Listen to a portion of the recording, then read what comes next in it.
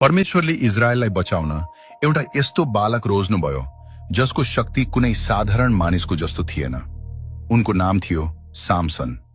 उनी जन्मनुभन्दा पहिले नै स्वर्गदूतले भनेका थिए उनको कपाल कहिले नकाटियोस्, किनकि उनको शक्ति परमेश्वरको एउटा विशेष वरदान थियो। सामसन यति बलिया थिए कि उनले एउटा गर्जिरहेको सिंहलाई खाली हातले चिरा पारेका थिए। उनले एक्लै हजारौं शत्रुहरूको सामना गरे र शहरका विशाल ढोकाहरूलाई आफ्नो काँधमा बोकेर डाँडामा पुर्याइदिए। तर सामसनको एउटा ठूलो कमजोरी थियो, उनको हृदय छिट्टै प्रेममा पग्लिन्थ्यो। उनको जीवनमा दलिला नामकी एउटी सुन्दरी आइन्। दलिलाका आँखाहरूमा प्रेम थियो, तर उनको हृदयमा धोका। शत्रुहरूले दलिलालाई ठूलो धनको लोभ देखाए र सामसनको शक्तिको रहस्य पत्ता लगाउन भने। दलिलाले धेरै पटक सोधिन्, सामसन, तिमीलाई कसरी बाँध्न सकिन्छ? सामसनले पटक पटक झुटो रहस्य